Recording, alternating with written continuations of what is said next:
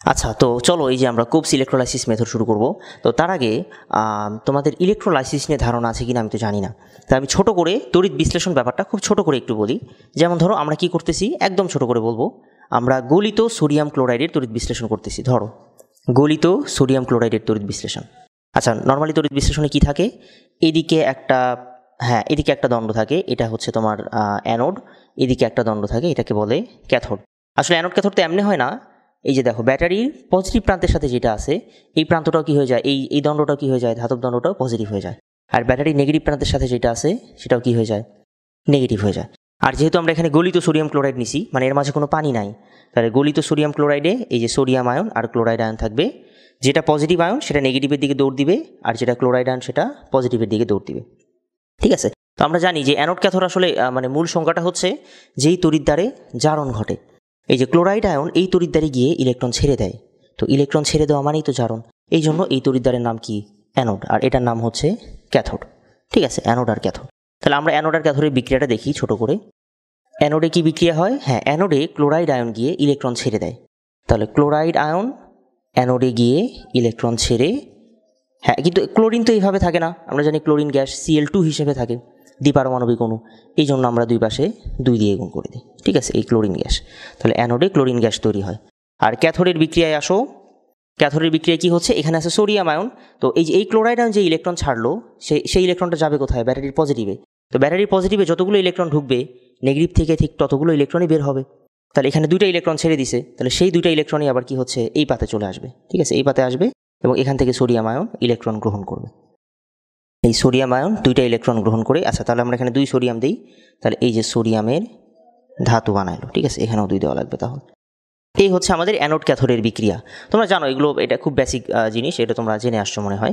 তাহলে চলো আমরা এবার কি করব, হ্যাঁ আমরা এই যে এই কোপস সংশ্লেষণে কার তড়িৎ বিশ্লেষণ করব, কার্বক্সিলিক অ্যাসিডের সোডিয়াম লবণের তড়িৎ বিশ্লেষণ। ঠিক আছে, এখানে আমরা কার করছিলাম, গলিত সোডিয়াম ক্লোরাইডে। তাহলে এইবার আমরা করব, হ্যাঁ কার্বক্সিলিক অ্যাসিডের যে সোডিয়াম লবণ এটার তড়িৎ বিশ্লেষণ। এই যে আমাদের 2টা ধাতব পাত, একটা ব্যাটারির পজিটিভ প্রান্তের সাথে আর একটা নেগেটিভ প্রান্তের সাথে এমনি দিলাম। এই যে পজিটিভ নেগেটিভ, আচ্ছা ব্যাটারির পজিটিভের সাথে যেটা আছে এটা হচ্ছে অ্যানোড, আর নেগেটিভের সাথে যেটা আছে এটাকে বলতেছি ক্যাথোড। আচ্ছা, কার তড়িৎ বিশ্লেষণ করতেছি, এই যে RCOO, এটার নাম হচ্ছে সোডিয়াম কার্বক্সিলেট বা কার্বক্সিলিক অ্যাসিডের সোডিয়াম লবণ, নাম হচ্ছে এটার সোডিয়াম কার্বক্সিলেট। ঠিক আছে, দেখো এর মাঝে 2টা আয়ন আছে, একটা হচ্ছে এই সোডিয়াম আয়ন আর একটা হচ্ছে এই পুরোটুকু কার্বক্সিলেট আয়ন, একটা হচ্ছে এই যে কার্বক্সিলেট আয়ন আর একটুকু হচ্ছে এই সোডিয়াম আয়ন। তাহলে যখন তুমি তড়িৎ বিশ্লেষণ করো এখানেও দেখলাম যে আসলে 2টা আয়ন আলাদা হয়ে যায়, এবং এটা কিন্তু ছিল গলিত সোডিয়াম ক্লোরাইড, বাট এটা আসলে গলিত সোডিয়াম কার্বক্সিলেট না, এটা আসলে কি দ্রবীভূত, মানে এর মাঝে পানিও থাকবে আবার কি হচ্ছে সোডিয়াম কার্বক্সিলেটও থাকবে। তাহলে আমরা এই দ্রবীভূত সোডিয়াম কার্বক্সিলেটের যদি তড়িৎ বিশ্লেষণ করি, তাহলে আমাকে বলো এবার এর মাঝে কি কি আয়ন থাকবে। এই RCOO এর মাঝে আছে 2টা আয়ন, একটা সোডিয়াম আয়ন আর একটা কার্বক্সিলেট আয়ন। আবার এই পানি, এর মাঝে যেহেতু পানিও আছে, আমি তো বললাম দ্রবীভূত এটা, তার মাঝে পানি আছে, তাহলে পানির মাঝে আবার কী কী আয়ন আছে, একটা হচ্ছে হাইড্রোজেন আয়ন আর একটা কি OH- আয়ন। এই সবগুলো আয়ন, এবার এই যে সবগুলো আয়নের মাঝে যেগুলো পজিটিভ আয়ন সেগুলো কোন দিকে দৌড় দিবে, এই নেগেটিভ ক্যাথোডের দিকে দৌড় দিবে।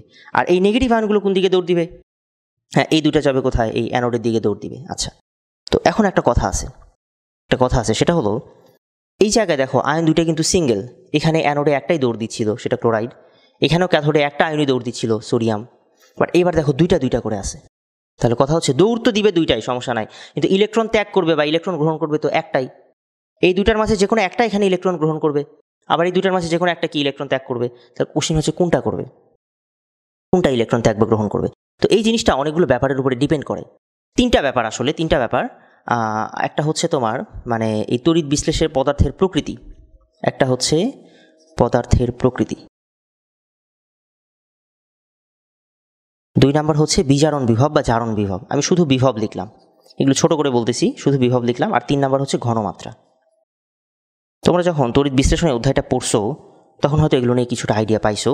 তো আমি এত বিস্তারিত আর বলবো না, কি বলবো মানে আপাতত শুধুমাত্র দেখো এই দিকে তাকাও, সোডিয়াম আয়ন হাইড্রোজেন আয়নের দিকে তাকাও। এদের মাঝে আমরা বিজারণ বিভবের তুলনা করব। কার বিজারণ বিভব বেশি? যার বিজারণ বিভব বেশি সে গিয়ে ইলেকট্রন গ্রহণ করবে। তো এটার একটা চার্ট আছে, এটার একটা সারি আছে, তোমরা মনে হয় এটা পড়ে আসছো, তোমরা মেবি এটা পড়ে আসছো, তড়িৎ রাসায়নিক সারি, এটা পড়ছো এটা তোমরা মেবি।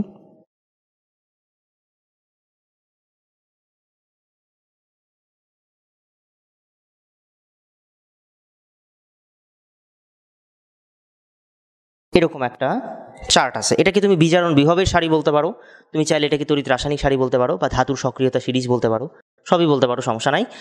তো এটার আসলে কি হয়, হ্যাঁ উপর থেকে নিচে, এই সারির উপর থেকে নিচে আমি মনে রাখতে বলি স্টুডেন্টকে বিবি বা। বিবি বা মানে কি?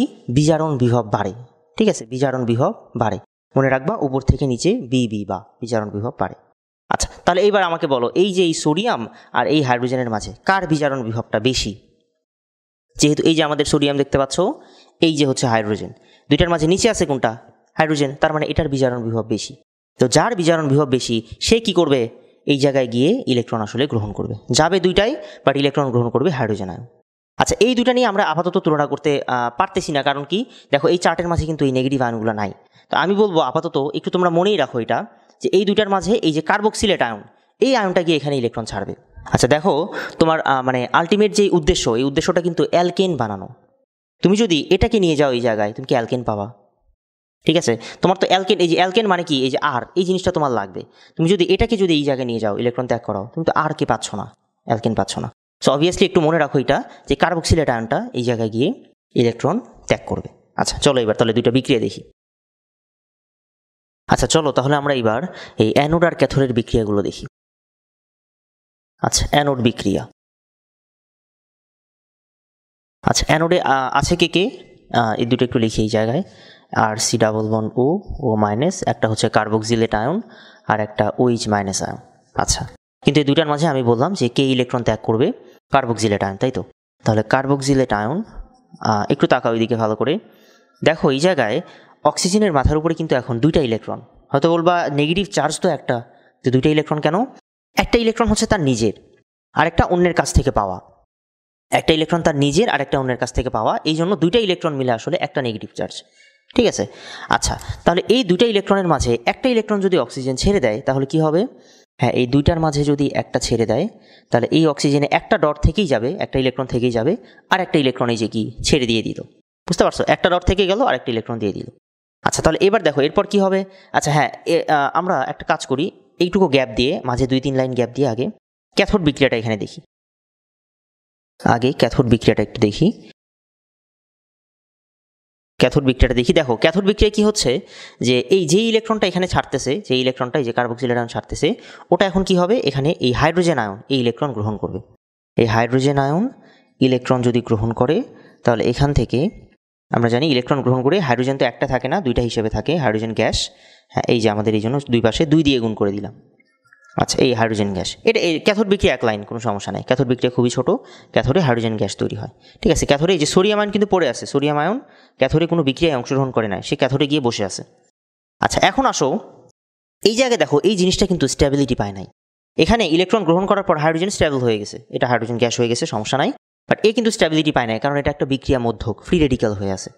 ফ্রি রেডিক্যাল বলো, কার্বোক্যাটায়ন বলো, কার্বোঅ্যানায়ন বলো, এই জিনিসগুলো কখনোই স্টেবল না। তাহলে স্টেবল হওয়ার জন্য কি হইতে পারে? হ্যাঁ, স্টেবল হওয়ার জন্য এইবার এখানে একটা বন্ধন ভেঙে যাবে, এই জায়গায় একটা বন্ধন ভাঙবে, যেহেতু ইলেকট্রোলাইসিস করছো, এই জায়গায় একটা বন্ধন ভাঙার কারণে, মানে ভেঙে এটা স্টেবিলিটি পাবে। কিভাবে ভাঙবে দেখো, এই জায়গায় আমাকে আগে বলো যে তোমরা রেজোনেন্স নিয়ে তোমাদের আইডিয়া আছে কিনা। রেজোনেন্স নিয়ে তোমাদের যদি আইডিয়া না থাকে, আমি একটু ছোট করে বলি, আসলে সবগুলো ব্যাপারই একটার সাথে আরেকটা রিলেটেড। তো একদম হুট করে যেহেতু অ্যালকেন শুরুই করে ফেলছি, তো দেখো এইদিকে দেখো, রেজোনেন্স ব্যাপারটা আসলে খুব ছোট করে আমি বলি, খুব ছোট করে বলি। রেজোনেন্স কখন হয়? রেজোনেন্স মানে তোমরা জানো যে রেজোনেন্স হচ্ছে পাই ইলেকট্রন অথবা লোন পেয়ার ইলেকট্রনের ঘোরাফেরা, তোমরা কিছুটা জানো এটা, যে পাই ইলেকট্রন বা লোন পেয়ার ইলেকট্রনের ঘোরাফেরা। তো এই রেজোনেন্সটা কখন হয়? রেজোনেন্স তখনই হয় যখন কনজুগেশন থাকে, যখন কনজুগেশন থাকে। যারা অলরেডি আমার আগের ক্লাসগুলো করেছো, মানে লাইভ ক্লাস যারা করেছো আর কি, তো তারা এই ব্যাপারগুলো জানো, তারা এইটুকু অংশ না হয় স্কিপ করে যাইতে পারো যে রেজোনেন্স কখন হয় বা কেন হয় এগুলো তোমরা জানো। তো রেজোনেন্স কখন হয়? যখন কনজুগেশন থাকে। তো কনজুগেশন আবার হয় কয়েক রকমের, একটা হয় পাই সিগমা পজিটিভ, আবার হয় পাই সিগমা নেগেটিভ বা লোন পেয়ার, আবার হয় হচ্ছে পাই সিগমা পাই সিগমা ডট, ঠিক আছে, আবার লোন পেয়ার সিগমা পজিটিভ। তো যাই হোক, আমি সবগুলো নিয়ে আলোচনা করতেছি না।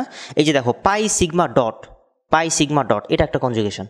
তুমি আসলে এই জায়গায় এই কনজুগেশনটাই পাইছো। দেখো এই যে পাই, তারপরে সিগমা, তারপরে একটা ডট, একটা পাই বন্ধন, তারপর একটা সিগমা বন্ধন, তারপরে একটা ডট। তো এটা যখনই পাও এই জায়গায় ওই যে রেজোনেন্সের কারণে কি হয়, তুমি এখান থেকে এই যে দেখো কি হয়, এই পাই বন্ধনটা হুট করে এই কার্বন আর অক্সিজেনের মাঝে চলে আসে, আবার এই ডটটা কি হয়, হুট করে এই অক্সিজেনের মাথার উপরে যায়। এটার একটা রেজোনেটিং স্ট্রাকচার পাও তুমি, এই যে এটাকে বলে রেজোনেটিং স্ট্রাকচার। যদি দুইটাকে মিলাও এখান থেকে একটা হাইব্রিড স্ট্রাকচার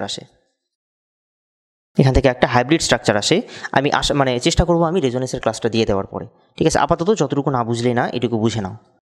তাহলে এই যে এই হাইব্রিড স্ট্রাকচারটা দেখতে আসলে এরকম, এটা হচ্ছে এই কার্বক্সিলেটের হাইব্রিড স্ট্রাকচার।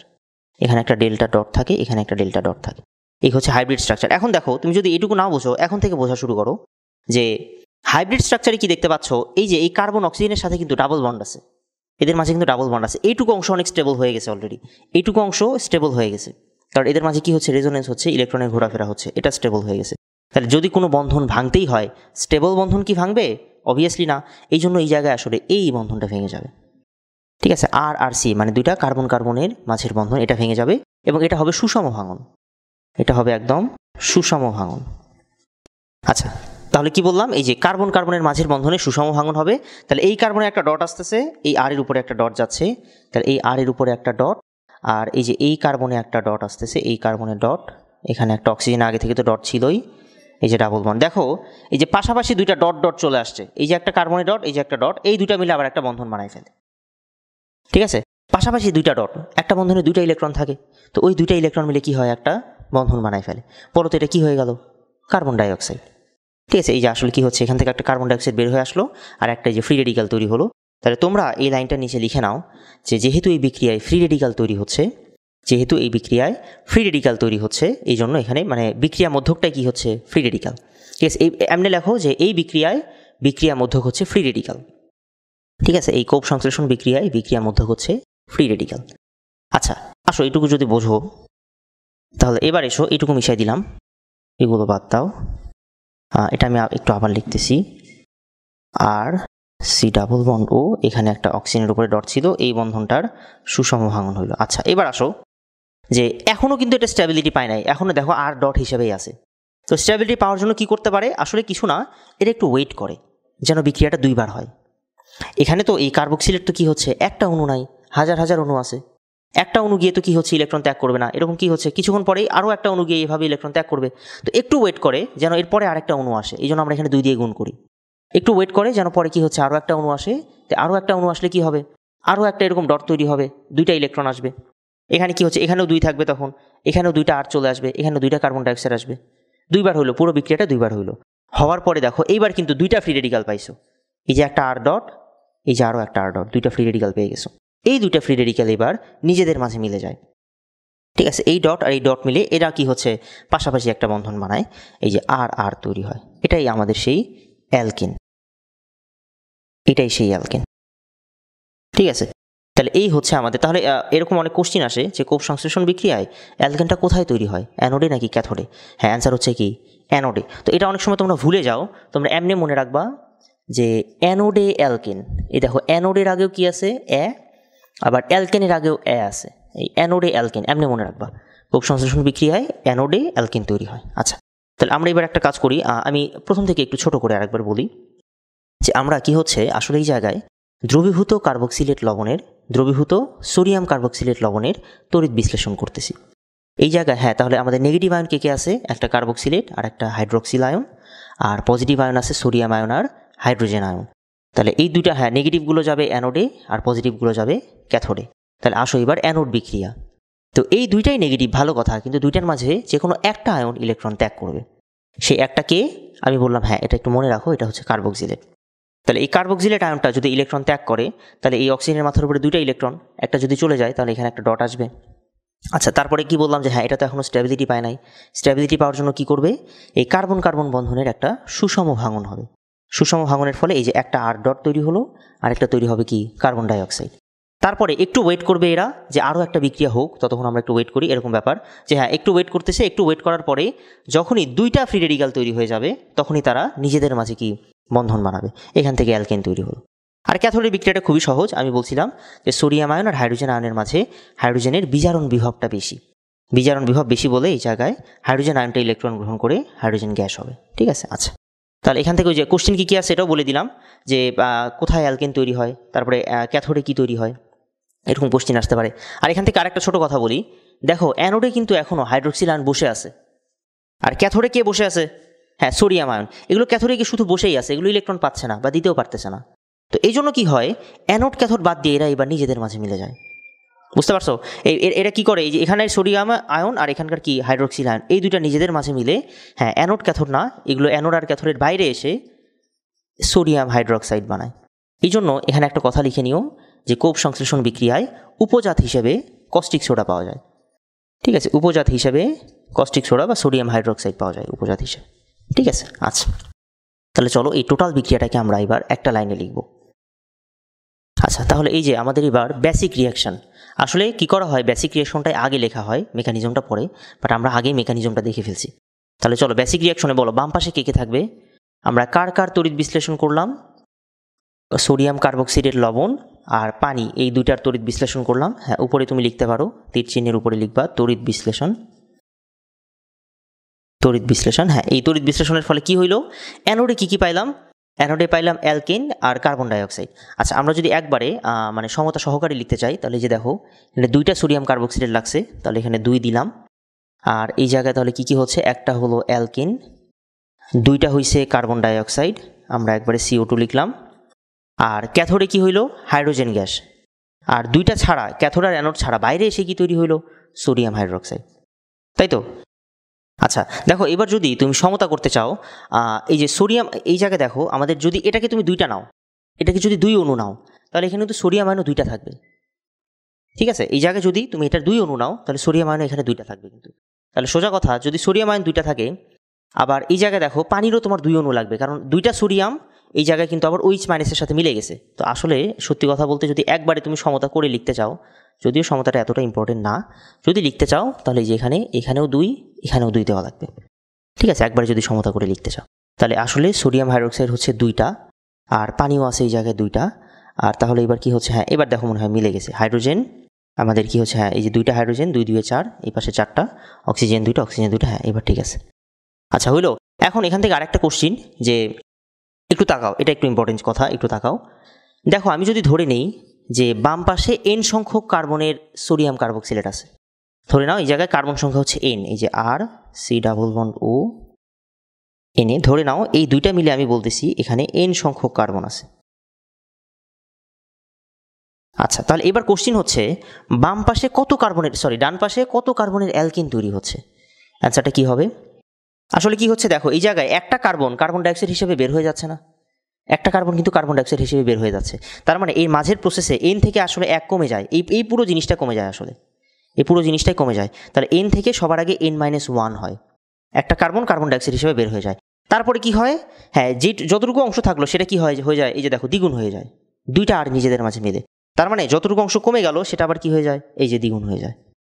তাহলে সোজা কথা হচ্ছে, যদি বাম পাশে n সংখ্যক কার্বনের সোডিয়াম কার্বক্সিলেট থাকে, তাহলে ডান পাশে 2 × n-1 সংখ্যক কার্বনের 2 × n-1 সংখ্যক কার্বনের অ্যালকিন তৈরি হয়। এই কথাটা লিখে নাও ভালো করে।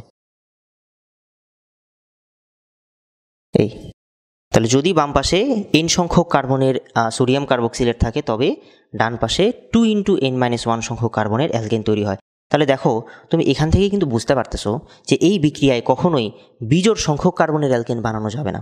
কারণ কি, এই সংখ্যাটাই তো জোড়, এর মাঝে 2 আছে না, 2 থাকা মানে কি সংখ্যাটা জোড় সংখ্যা।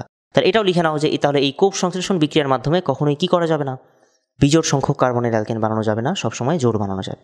আচ্ছা তাহলে চলো এবার আমরা তো এটা বেসিক বিক্রিয়া দেখলাম, 2-1টা এক্সাম্পল দেখি। আচ্ছা চলো আমরা ইথেন প্রস্তুতি দেখি। ইথেন প্রস্তুতি,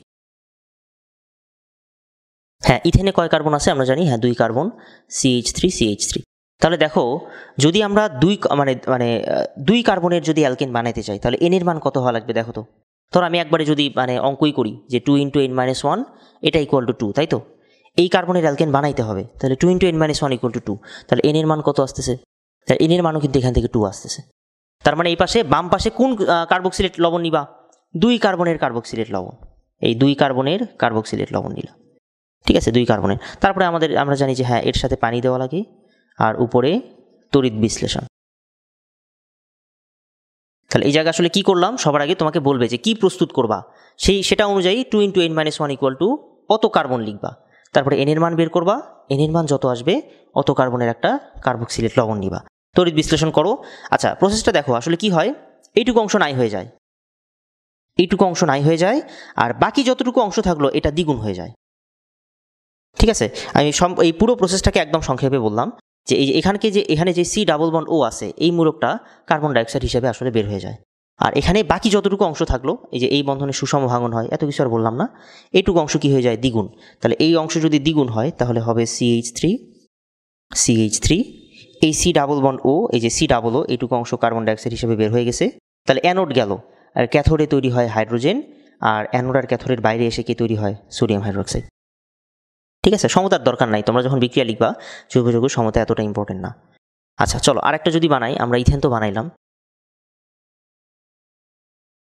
আচ্ছা যদি এবার আমরা ইথেন তো গেল, এবার চলো তোমরা তো বিউটেন বানাতে পারবাই, বিউটেনে 4 কার্বন আছে, এটা সহজ, তোমরা পারবা, তোমরা একটু নিজেরা এটা করে নিও বিউটেন প্রস্তুতি, ঠিক আছে? বিউটেন প্রস্তুতিটা তোমরা নিজেরা করে ফেলো, যেহেতু এখানে 4 কার্বন আছে। তাহলে আচ্ছা আমি ছোটো করে প্রথম অংশটুকু করে দিই যে 2 × n-1 ইকুয়াল টু এখানে 4 হবে, কারণ বিউটেনে 4 কার্বন আছে। তাহলে এন এর মান দেখো এখান থেকে 3 আসবে। তোমরা 3 কার্বনের একটা সোডিয়াম কার্বক্সিলেট লবণ নিবা, তারপরে পানি নিবা, ওটার তড়িৎ বিশ্লেষণ করে দিবা। আচ্ছা যদি এবার তোমাকে বলি যে বেনজোইক অ্যাসিড সোডিয়াম বেনজয়েটের কোব সংশ্লেষণ দেখাও, সোডিয়াম বেনজয়েটের কোব সংশ্লেষণ।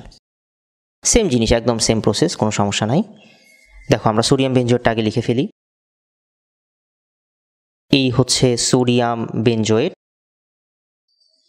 বেনজয়েট, আচ্ছা সাথে পানি থাকা লাগবে অবশ্যই, পানি আছে, আর আমরা এটার তড়িৎ বিশ্লেষণ করে দিলাম। তাহলে এই তড়িৎ বিশ্লেষণের ফলে কি হবে? হ্যাঁ আমরা জানি যে এইটুকু অংশ নাই হয়ে যায়, এবং এই যে এখানে যেই C+O আছে এটা কার্বন ডাইঅক্সাইড হিসেবে বের হয়ে যায়, আর বাকি যতটুকু অংশ থাকলো এটা কয় গুণ হয়ে যায়? দ্বিগুণ হয়, এই তো হয়ে গেল, ঠিক আছে? তাহলে এই অংশ নাই হয়ে যায়, এটা দ্বিগুণ হয়। তাহলে এটা যদি দ্বিগুণ করো কেমন হবে?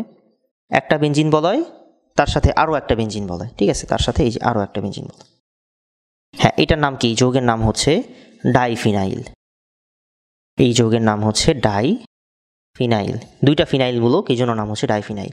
আর বাকিটুকু তো জানোই, এখান থেকে কার্বন ডাইঅক্সাইড গ্যাস তৈরি হয়, আর ক্যাথোডে তৈরি হয় হাইড্রোজেন, আর হচ্ছে ক্যাথোড আর অ্যানোডের বাইরে এসে তৈরি হয় সোডিয়াম হাইড্রোক্সাইড, ঠিক আছে? আচ্ছা তাহলে এই যে কোব সংশ্লেষণ বিক্রিয়া তোমরা পড়লা, এটার অ্যাপ্লিকেশনও বুঝলা যে এখান থেকে আসলে জোড় সংখ্যক কার্বনের অ্যালকেন বানানো যায়। তো এখন একটা কোশ্চিন হচ্ছে, এই বিক্রিয়াটা না আরও বহু কাজে ইউজ করা যায়, এমনকি এখান থেকে অ্যালকিন অ্যালকাইন এসবও বানানো যায়। তো এত দূর তোমাদের লাগবে না, তোমাদের আরেকটা ছোট জিনিস শিখাই, সেটা হচ্ছে সাইক্লো অ্যালকেন প্রস্তুতি, কোব সংশ্লেষণ বিক্রিয়ার মাধ্যমে সাইক্লো অ্যালকেন প্রস্তুতি, এটা হেডলাইন দাও। আচ্ছা তাহলে এবার হেডলাইন দাও, কোব সংশ্লেষণ বিক্রিয়ার মাধ্যমে সাইক্লো অ্যালকেন প্রস্তুতি। দেখো কখন কোব সংশ্লেষণ বিক্রিয়ায় সাইক্লো অ্যালকেন হয়? আচ্ছা আমি ছোট করে বলি, যখন 2টা COO মূলক থাকে, মানে সোজা কথা ব্যাপারটা হচ্ছে এরকম, যেমন আমি যদি এখানে লিখি, ধরো একটা যৌগের মাঝেই 2টা COO মূলক, 2টা COO মূলক, ঠিক আছে? এটা আসলে কি হচ্ছে? ডাইসোডিয়াম ডাইকার্বক্সিলেট, ঠিক আছে? মানে 2টা COO মূলক থাকে একটা যৌগের মাঝে, 2টা COO। দেখো আমরা একটু তাকাও, যদি আমরা এটার এবার ইলেকট্রোলাইসিস করি, যে ধরো পানি দিছো আর ইলেকট্রোলাইসিস করে দিছো, কি হবে দেখো, ভালো করে তাকাও আসলে কি হয়। হ্যাঁ আমরা কি বলছি যে এই পার্টগুলো নাই হয়ে যায়, তাই তো? এখানে যেহেতু 2টা COO আছে, 2টাই নাই হয়ে যাবে। এর আগেরবার কি হয়েছিল? একটা ছিল, একটা নাই হচ্ছিল, বাট এবার যেহেতু 2টা আছে, 2টাই নাই হবে। আর এই বন্ধনের কেমন ভাঙন হয়? সুষম ভাঙন, এই বন্ধনগুলোর হয় সুষম ভাঙন। এটা ওই যে মেকানিজম থেকেই তো দেখছো, এই বন্ধনটা সুষম ভাঙন হয়। আচ্ছা তারপরে বাকি যে অংশ থাকলো এটা কি হয়ে যায়? ডাবল হয়ে যায়। আচ্ছা, আমরা এবার একটা কাজ করি, ডাবল না করে নিচে ওইটাকে একটু লিখে ফেলি। ঠিক আছে, এই বাকি যে অংশটুকু, ধরো নিচে আমরা এই যৌগটা আবার লিখলাম, নিচে এই যৌগটা আমরা আবার লিখলাম, এই যৌগটা আমরা আবার লিখলাম। তাহলে এখানেও কি হচ্ছে, এই অংশগুলো নাই হয়ে যাবে, আর এই বন্ধনগুলোর কেমন ভাঙন হবে, সুষম ভাঙন। আচ্ছা ঠিক আছে, তাহলে আমরা এই পাশে একটু লিখি। তাহলে এখান থেকে কি পাচ্ছি, এই অংশগুলো যদি নাই হয়ে যায় আর যদি ওটা সুষম ভাঙন হয়, তাহলে এখানে একটা ডট হবে, এখানে একটা ডট, এই যে একটা ডট, এই যে একটা ডট। আবার নিচের অংশ থেকেও কি পাচ্ছি, হ্যাঁ এই যে আমাদের এখানে একটা ডট, এখানে একটা ডট। এখন দেখো, এই ডটগুলোকে তুমি দুইভাবে মিলাইতে পারো, দুইভাবে মিলাইতে পারো। কীভাবে, এই ডটগুলো নিজেদের মাঝে মিলাও, আবার অন্যভাবে কি হচ্ছে, এই দুইটা ডট মিলাও, এই দুইটা ডট মিলাও, দুইভাবে মিলানো যায়। আবার বলতেছি, একটু ভালো করে মনোযোগ দাও। এই যে এই ডটগুলো তুমি দুইভাবে মিলাইতে পারো, এমনি মিলাইতে পারো, এটা একটা প্রসেস, অথবা অথবা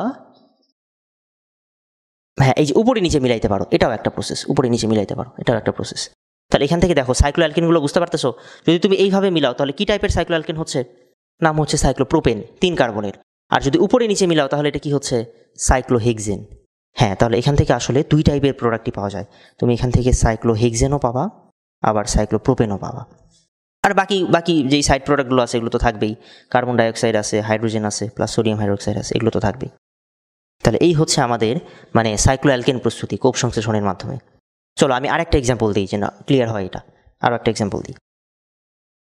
আচ্ছা দেখো, যদি বলি এবার আমরা এই যৌগটার কোপ সংশ্লেষণ করব, COONA, আর ধরো এখানে দিলাম, আচ্ছা একটু বড় করে আঁকাই, এটা দিই COON। এই যৌগটার আমরা কোপ সংশ্লেষণ করব, ঠিক আছে। আচ্ছা তাহলে দেখো, আমরা এখানে পানি দিলাম, ইলেকট্রোলাইসিস করলাম, কিছুই না, আগের মতোই, এটা অবশ্য সেম হয়ে গেল একদম। আচ্ছা একটা কাজ করি, দাঁড়াও পাশাপাশি দেই, ঠিক আছে, যেন আগের মতো একদম সেম না হয়, দাঁড়াও একটু পাশাপাশি দেই, COONA, আর এই কার্বন থেকে না দিয়ে মাঝে দাও, এই কার্বন থেকে দাও, এখান থেকে COONA দাও, ঠিক আছে। চলো এইটার করি, আচ্ছা এখানে হ্যাঁ থাক, আচ্ছা ওটা থাক, সমস্যা নাই। চলো এটার আমরা কোপ সংশ্লেষণ করব, ঠিক আছে। দেখো তাহলে প্রসেসটা কি, এই পার্টগুলো নাই হয়ে যাবে, এই পার্টগুলো নাই হয়ে যাবে, আর এই বন্ধনগুলোর কেমন ভাঙন হবে, সুষম ভাঙন হবে। তাহলে চলো আমরা একটু লিখে ফেলি। তাহলে কি হচ্ছে, এই যে আমাদের এটা ছিল যৌগ, তাহলে এই বন্ধন আর এই বন্ধনের সুষম ভাঙন হইল, তাহলে এখানে একটা ডট পাবো, আবার এখানে একটা ডট পাবো, ঠিক আছে, এটুকু ঠিক আছে। আচ্ছা কিন্তু এটার কি বললাম, হ্যাঁ যে যেহেতু দুইটা থাকবে তাহলে নিচে এরকম আমরা আরেকটা পার্ট পাবো। তাহলে নিচে আমরা যদি এরকম আরেকটা আঁকাই, এই যে এই বরাবর এখানে একটা ডট পাবো, এই বরাবর এখানে একটা ডট পাবো। তাহলে যে কিছুক্ষণ আগে বললাম এই ডটগুলোকে তুমি দুইভাবে মিলাইতে পারো। দেখো যদি এবার পাশাপাশি মিলাও, যদি পাশাপাশি মিলাও তাহলে এবার এখানে কি প্রস্তুত হচ্ছে, অ্যালকিন তৈরি হচ্ছে। এবার যদি পাশাপাশি মিলাও, দেখো যদি পাশাপাশি মিলাই দাও তাহলে এখান থেকে অ্যালকিন হচ্ছে। তাহলে পাশাপাশি মিলাইলে আমরা যে যৌগ পাচ্ছি এটা হচ্ছে অ্যালকিন, ঠিক আছে। আর যদি উপরে নিচে মিলাও তখন কি পাবা, হ্যাঁ তখন এখান থেকে সাইক্লিক যৌগ পাবা। দেখো উপরে নিচে যদি আমরা মিলাই দিই তাহলে আমরা এই যে উপরে নিচে মিলাই দিলাম, তাহলে এই যে আমাদের 4 কার্বনের একটা সাইকেল, আর এখানে এখানে ইথাইল মূলক, তাহলে এই যে 4 কার্বনের একটা সাইকেল, এখানে একটা ইথাইল, এখানে একটা ইথাইল মূলক হইল, ঠিক আছে। এতটা কিন্তু কঠিন না আসলে, জাস্ট কি করা লাগে, এই কার্বক্সিলেট মানে এই মূলকগুলোকে বাদ দিয়ে একটা কি হচ্ছে মানে 2টা করে ফ্রি রেডিক্যাল নিয়ে আসতে হয়, এটুকুই জাস্ট, ঠিক আছে। আর বাকিগুলো তো থাকবেই, এখানে কার্বন ডাইঅক্সাইড আছে, সাথে হাইড্রোজেন আছে, আবার এখান থেকে তোমার সোডিয়াম হাইড্রোক্সাইডও হয়।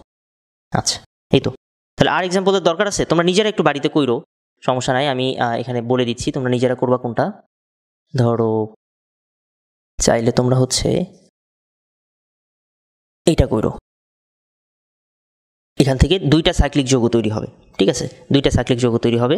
একটা হবে তোমার 4 কার্বনের, একটা 4 কার্বনের হবে সাইক্লোবিউটেন, আর একটা হবে 8 কার্বনের সাইক্লোঅক্টেন, ঠিক আছে। তোমরা নিজেরা এটা করো, এটার তড়িৎ বিশ্লেষণ করে কোপ সংশ্লেষণ করবা। আচ্ছা তাহলে এই তো গেল, আমরা মোটামুটি কোপ সংশ্লেষণ শিখে ফেললাম। আচ্ছা আমি এখানে একটা কথা একটু মিস করে গেছি, যে যেই বিক্রিয়াতেই কার্বন ডাইঅক্সাইড বের হয়ে যায়, যেই বিক্রিয়াতে কার্বন ডাইঅক্সাইড নির্গত হয়, সেই বিক্রিয়াটার নাম হচ্ছে ডিকার্বক্সিলেশন বিক্রিয়া। এটা আমি বলতে ভুলে গেছি, যে বিক্রিয়াতেই কার্বন ডাইঅক্সাইড বের হয় এর নাম হচ্ছে ডিকার্বক্সিলেশন বিক্রিয়া। তাহলে যেহেতু দেখো এই বিক্রিয়াতেও কার্বন ডাইঅক্সাইড গ্যাস নির্গত হয়ে যাচ্ছে, এই জন্য এই বিক্রিয়াটাও কি হচ্ছে, ডিকার্বক্সিলেশন। তোমাদের একটা মিসকনসেপশন থাকে যে যে বিক্রিয়ায় হয়তো কার্বন সংখ্যা কমে যায় সেটা কার্বন মানে ডিকার্বক্সিলেশন, না আসলে কথাটা ঠিক না। ডিকার্বক্সিলেশন মানে হচ্ছে কার্বন ডাইঅক্সাইড নির্গত হওয়া। কার্বন সংখ্যায় দেখো এখানে কিন্তু কার্বন সংখ্যা কমে নাই, বাড়ছেও অনেক জায়গায়। যেমন এখানে দেখো 3 কার্বন ছিল, বাট এটা কি হয়ে গেছে 6 কার্বনের যৌগ হয়ে গেছে। সো আসলে এই মানে মিসকনসেপ্টটা ঠিক না। আসলে কনসেপ্টটা কি, কার্বন ডাইঅক্সাইড নির্গত হয়, যে বিক্রিয়ায় কার্বন ডাইঅক্সাইড নির্গত হয় সেটা হচ্ছে ডিকার্বক্সিলেশন। তাহলে গেল আমাদের কোপ সংশ্লেষণ। এরপরে চলো সোডা লাইম বিক্রিয়া পড়বো আমরা।